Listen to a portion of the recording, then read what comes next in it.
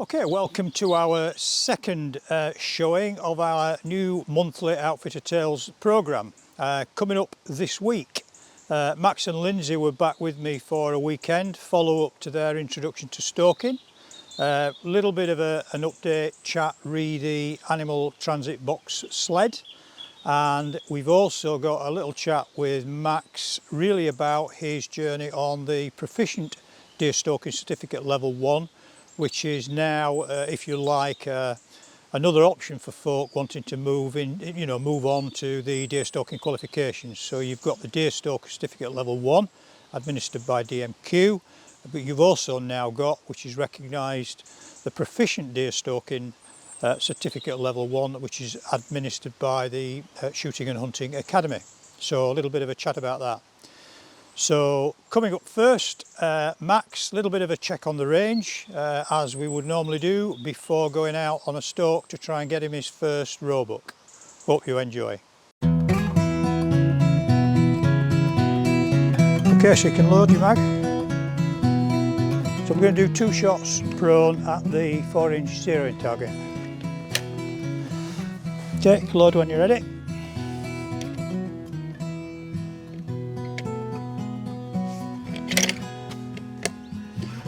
Okay, so in your own time then, whenever you're comfortable, whenever you're ready, away you go.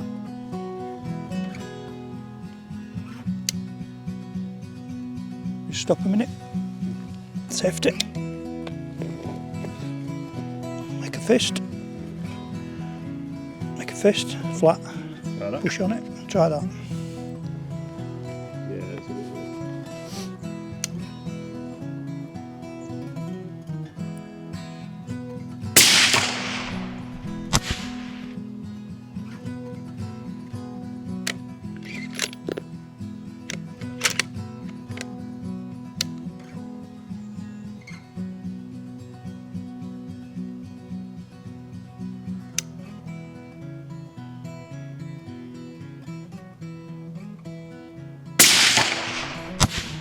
Good, okay, so you can unload.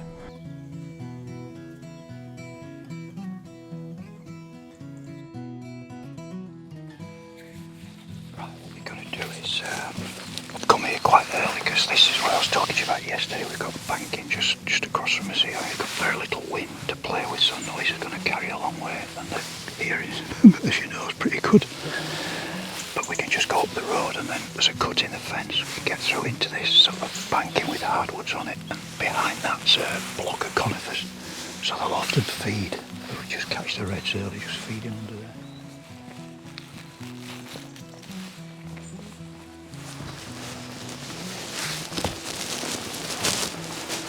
Definitely up there. Dog. There's a line up there.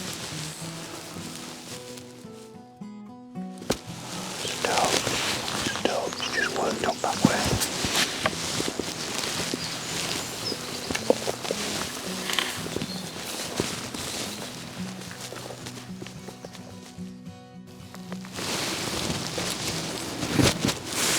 See that?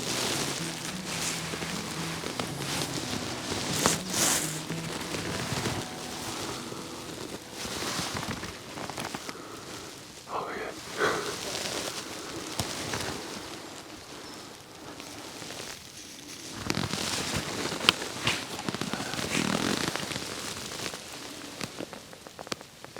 There's red there.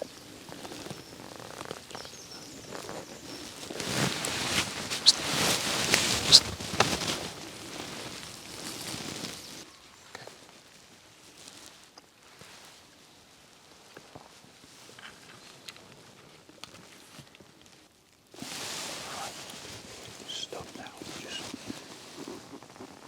on the edge of the tree line. Just come right a bit, right a bit. Just got his head.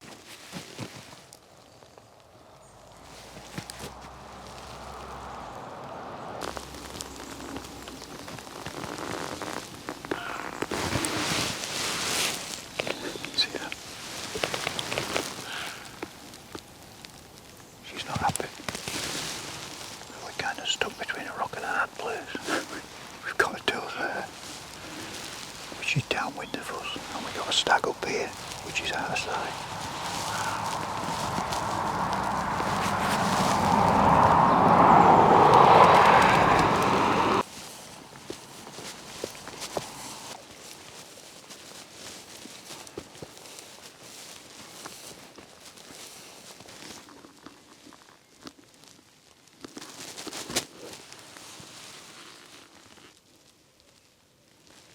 And it would do, because we got the wind like this now, I'm going to go, there's a big open area up on the top, we'll go up there. Right, so we've got round the wind now pretty much. We've got a road down below us which could be so still this morning. I mean, deer are picking, no matter how quietly you try to be, but you just brushing the grass, there's just black calm, it's the worst possible, you're unlucky. Right, but we use the road just to obscure our noise a little bit on this back edge, and then what we're going to do is going to work up the other side of these trees, which is underneath hardwoods like this, so we're now coming up into the wind. It's quite soft grass, so we should be able to do it a bit quieter. It's got some beech trees and some oak, so look under them because the reds favour that.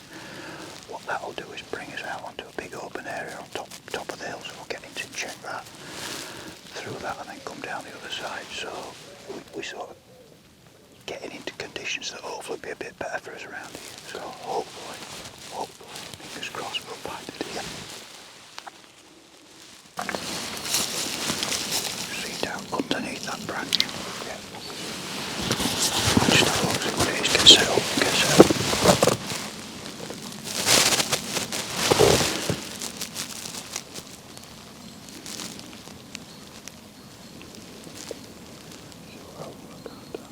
Can you see the low neck? I can see his full chest. Yeah, okay then, go. Sure. Yeah.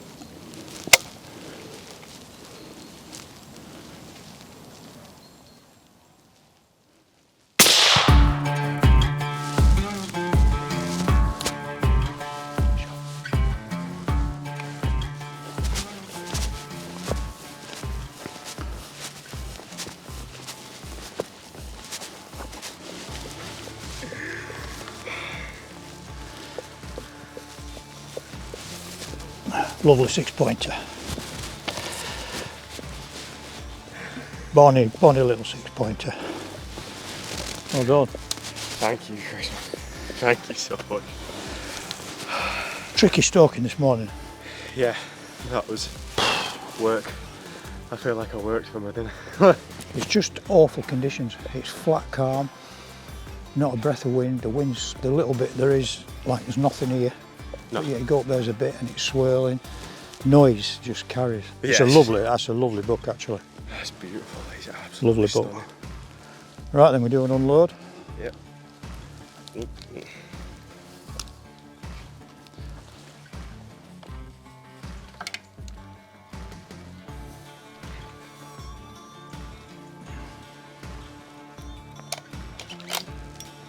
Right.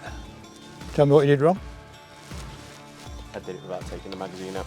Yep. Not an issue, it's safe. Safe. But you've got to find that around now, so take the mag off. And the reason it's easier not to do it is it's an absolute bugger to find. Alright, come on then, you're moving on to level 2. Tell me what you're thinking about now. So we already checked that it was dead when we came. Well, the dog. The eye poke test and the dogs also. Yeah. So what's the eye blink test doing? The eye blink test, essentially you're looking for a blink response. If it's a blink response, maybe you've paralysed it, the shot's been a bit too high, you've hit. So danger with a male animal then is if it then all of a sudden kicks back. And they're quite sharp. Yeah. And also from an ethical standpoint, you don't want to leave a deer already stressed dying on the ground that's not yet dead. So what are you going to do with that then now? So preferably we'd hang it up. Even before that? Even before that, you need to do a basic examination of the animal. Yeah, but what are you going to do before you do that? Oh, put gloves on. Which you have. I have, yeah. So, well, just talk me through it, because I'll do it anyway, but just talk me through it. So you need to put your gloves on. Yeah. And then, from a standpoint of lying on the ground, you can have a look at things like the boots to see. I can't remember the exact name of the condition, but it's well, what do you think? No, what do you think it is? Standard. What's the big worry about? Blisters on the hoof. Foot and mouth. Correct, that's what you're looking for. So yeah, blistering around the hooves, any general look of ill health really. Yeah, and any kind of, you might be able to see like a heavy parasite burden, like it's got warble fly along the back or anything like that. Yeah, probably not find that on a row, but yeah, you're right. And if you see a high parasitic burden, what's that maybe going to indicate to you generally? Poor health. Poor health, which might, I mean, the tick burden's not necessarily the issue. Well, it isn't the issue, but what's causing the ill health resulting in the ticks might be the issue, i.e. TB or another nasty. So yeah, cursory exam. I mean, everything about that deer's in, even looking at it. So just looking at it, it's super conditioned roebuck, beautiful roebuck, nice colour, lovely animal.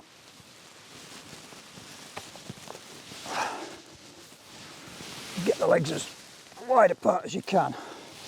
Opens the pelvic area. We start the cooling process by taking the blood out. Yeah. You know, sooner we can get the blood out, then it starts to cool. Thoracic bleed, so right deep into the chest area there.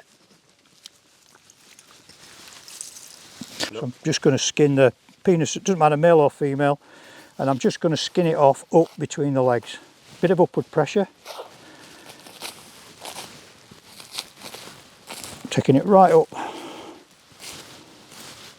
between the legs like that. I can now move it out of the way, and now I can cut down on the side of the urethra. I'll leave that for a minute now. Back in here, hand in, protecting the front of the knife, and I'm going to go right down to the sternum, top of the breastbone, which is there. And I'm going to bring my knife now on top of the breastbone and then cut down to the bleed hole. Nice neat cut. Dead easy now to finish this gralloch, so it's lovely and clean. All I need to do now is just free off around the diaphragm skirt. Yeah. So nice and neat, round the ribs. Let gravity take its course. To get to the bottom of that without cutting anything, I put my finger through and then I come back up. Clean liver, lovely healthy liver. Portal lymph node, not swollen, not enlarged. No, not really. And then the intestines, mesenteric. Mesenteric. Good. Is on the smooth side, so there we got a little nodule there. That's not swollen. If it was sort of, obviously it's a lump, but it's not a swollen lump. Yeah. So you've got a bit of both here. Sometimes you've got like an unbroken chain, like a broken chain, like little nodules like that. Yeah. Other times you've got more of a ring like that. Here you've got a ring and a nodule. Nodule at the end. But what we're looking for is pussy, gritty, bit like a squeezy spot of boil. Yeah. That will be a major TB indicator. Doesn't touch the floor now till it gets back in the larder. No. So what I'm going to do is I'll put the row in the sack, if you can lift off the hooks. And then we'll drop that onto a clean bit of floor and then get that deer right into the sack. Oh yes, good weight. Yeah, bit further. Bit further. That's it. Good. Yep. On. Yeah, on.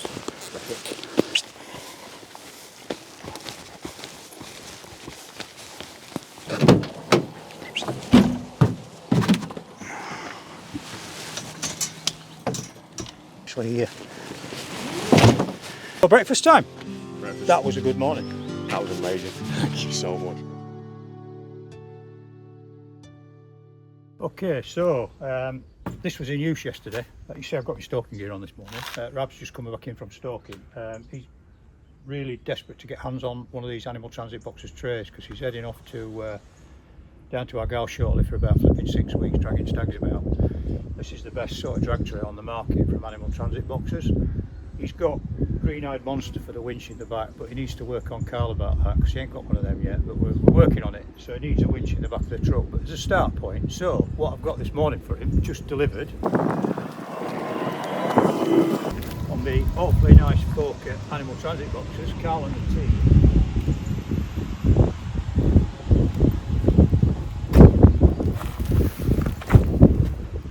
So I'm all excited. Thanks guys, it's much appreciated. Obviously Chris has got one in the back of his truck. I don't have one in mine, and I'm the one that shoot all the red deer. So how does that figure? So let's get it open, shall we? Obviously top tip, don't use your stalking knife to open up plasticky stuff, it's not good for the edge.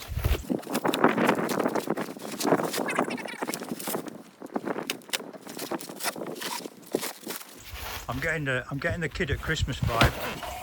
Feels like it.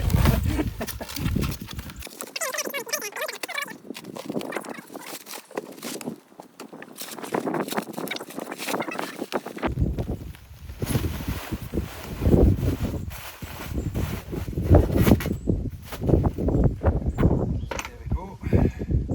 So what I'm going to do now is put it in my car.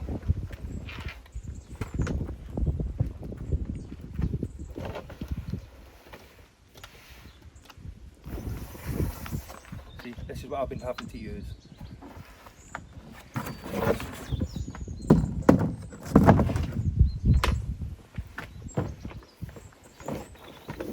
As Chris says, yeah, a winch would be helpful.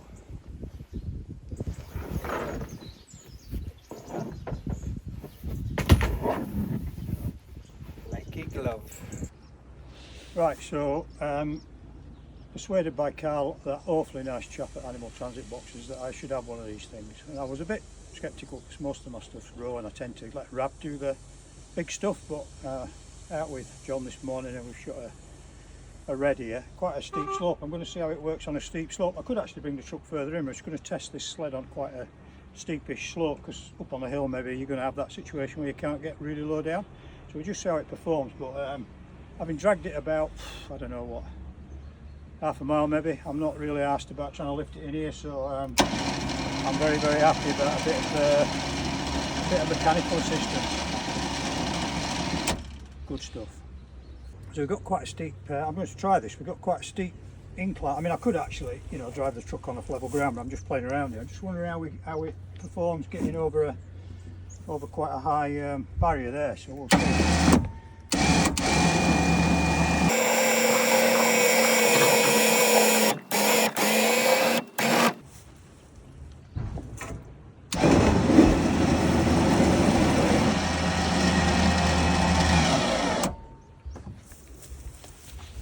Awesome.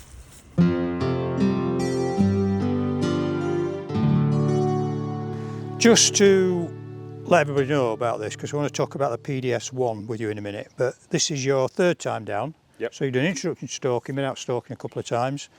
Second time down, Lindsay came down and we did a bit of filming and she shot a stag. But we were talking about the DSC level 1, and one, I think it was a gift, was the DSC level 1 you were originally talking about was a gift from you guys to birthday present to Max. Yep. But then we discussed the PDS1. So there's a couple of options to do level 1 now. I'm going to do a little bit more in depth, but what I'm really keen to understand and get to know is, because I mean I only just started working with the PDS1, so you probably know as much about it as I do in terms of how it works. Yeah. And I wanted a couple of guinea pigs, so you're the first guinea pig, and Sarah from Holland's Country Closing is my second guinea pig, so you're both going through it, and I just wanted some feedback. I think the first thing to clarify, because a lot of folk are not sure about this, because up to for a long time, DSC level 1 was the only recognised qualification for deer stalkers. You probably know that anyway, because you researched it when we spoke years ago at the game fair. Yeah. And at that time there was only DSC level 1. Now there's another player in the field, which is the Proficient Deer Stalking Certificate level 1, which you've done now, or the theory side of it. Both run slightly differently, and it don't matter a fig to me which one people take. I just think it's nice that there's an option, because there are different methods. So the SC level 1 would suit some, PDS1 will suit others. So I think it's nice that there's choice. Yeah. Because I think it's important we get people qualified. I don't care how or who they get qualified with, and as long as it's a recognised qualification, then I think it's a good thing. So you enrolled up to the PDS1, which is pretty much online. So let's just talk about that bit to start off with. So for you who've done a little bit of shooting, pest control, but it's only air rifle, the first time hands-on with deer and rifles was when you came here about 4 or 5 months ago. Yeah. But you've been looking at doing it for a couple of years. Yeah, so I've been interested in shooting for a good couple of years now. Yeah. Probably even back before I met Lindsay. And then when me and Lindsay got together, we came both got interested in it, and that's when we came to the game fair, started in now with to it. take it further. Yeah, and went further, and that's when we met you. Right, so from user's perspective then, and you're not being paid. No, You're not getting extra money for all this. You signed up to it because it suited your circumstances, because it's a lot online. Yeah. So basically, just how did you find the process? So for me, it was fantastic. I think process-wise, it was easy for me to get set up on. Yeah. It was easy for me to access. Everything is there on the one home screen. You just click onto the course and you can go. So going in through the PDS1, there was essentially the deer biology, the shooting safety side, and then the large game meat hygiene side.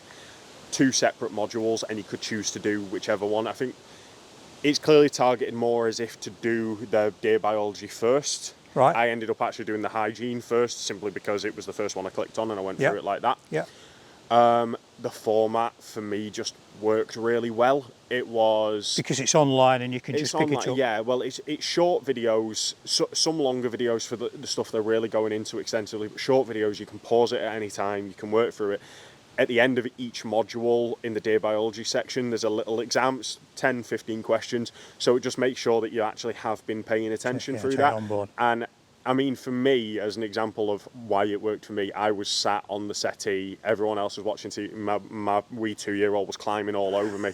You know, it got me by the neck, and I'm still able to sit there. All I had was a notepad, a pen, and the iPad. And I was just able to work through it. If I needed to pause it to go and do something, I could do it nice and easily and just work through it properly. So how long would you say, I mean, you're really keen, and you've got a bit of background in the countryside, so you're not completely green from that point of view. You certainly were in terms of deer until you start coming here to a large extent. Yeah. So probably how long would you say, I mean, you've gone up through all of the online, so you've done the hygiene and the full PDS1. Yeah. Apart from obviously the safety in the range, which we've done here. Yeah. Which is the 2 practical elements, which are still practical elements. How long would you say from registration to you actually completing it? I would say about... Apart from the practical side. Apart from the practical, so it's taken me 6 weeks in total to do it, but that was not doing it every night. No, but you've obviously been fairly consistent. I've been fairly consistent. In total, I would say, if I was to put it down in terms of hours, I'd say 15 to 20 hours, and that's mixing in revision. So at time, I would turn it off and I'd just sit there with the notes that I'd made and just read over. Because like I said, I've got a background in the countryside. I've also got an academic background as well. So you're used to assimilating information. Exactly. So about 15 to 20 hours all in with reading it, with doing that revision, with all the extra, and then you've got your exams at the end, which they're timed anyway. They give you an hour. You don't need an hour, as far as I was concerned. Yeah. But bear in mind, you are coming from a... Exactly. For me, I was absolutely fine. And I think, but they give you a good time limit. The questions are multiple choice. It's good to go into. And like I said, 15 to 20 hours, we've given yourself some revision, and I think you'll be more than fine with that. So I think the thing I take out of this is it's horses for courses. Some people would prefer to go away and do a 3-day physical hands-on. A lot of people come to us for level 1 because we do it's a self-study, but they then come for a 4-hour revision session, and then we go into the assessment. But for a lot of professional people and people with young kids and things, I think just being able to do that all at home in your downtime. You know, for example, if you're a long distance lorry driver, you sat in a cab, you know, you can, you know, on your taco break or your If you've got a spare 20 minutes, you can do half a module. Like, you know, I mean, like it's split up into those multiple modules within the one big course. You can do a module in that time. For me, I would say, from me and Lindsay, I think if Lindsay decides to do it in the future, I'd personally be saying do the PDS1. It fits our lifestyle. Your lifestyle, we work a lot. Well, you both work. You've got kids. You know. Yeah. And it just fits it in nicely. And it means that now I'm fully qualified without the need to book time off work, to book extra stuff. You know, we were planning on coming down for this anyway in terms of doing the stalking. Yeah, just tie this in with some stalking. Yeah, I mean, to be honest with you, people accompanied stalking, we go up on the range with them and do a bit of a check on the range anyway, if they're using our rifle and even if they've got their own. So kind of in a way, it's not particularly onerous if somebody's stalking with you to actually tag on what we've done this morning. Yeah, no, it's kind of slotted in perfectly, yeah, realistically. It works, yeah. So. No, I just think and for other people it wouldn't. For other people they prefer to do it the other way. So I just think it's great. We've now got a choice, and I think it can only be good because it means more people get qualified. Yeah, exactly. It gives people options, and that's nice. Yeah. And anything that reduces the boundary to getting into it, I Yeah. think, because that's the big thing for us is the introduction to stalking, the PDS1. It's reduced the boundary, so now me and Lindsay, we can get into something that we've wanted to get into. And for you a don't long have to period of travel. time.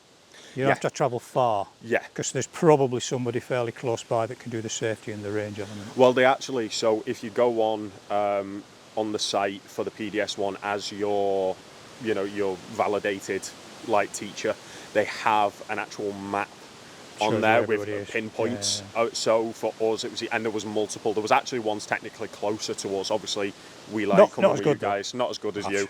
Not even close. And you shot your first deer this morning. And I shot my first deer, so I really nice can't roebuck. complain. So that's been a good morning. That has been a brilliant. Oh, good. Well, that's good. I wanted a bit of feedback, so that's nice to know. So we'll level 2 next time. Yep, that'll be the next step. Okay, so hope you enjoyed that. One thing I will say is we will now be putting these shows out on the last Monday of every month. So the next one will be out on the last Monday in October, going out at 7 p.m. So do remember to tune in. We'll be sending various reminders out on the social media. Please keep liking and subscribing. And also you need to watch next month because I've got an exciting announcement about a new collaboration. So that's sort of good news, but I'm not going to say any more and give any teasers away. You're going to have to tune in next week to see the show. So Rab is busy in Argyll for a month chasing seeker and red stags around in the wet. It's very wet here in South Ayrshire, so I shall bid you a good night. Thanks for watching, and it's a good night from me and a good night from him. Cheers.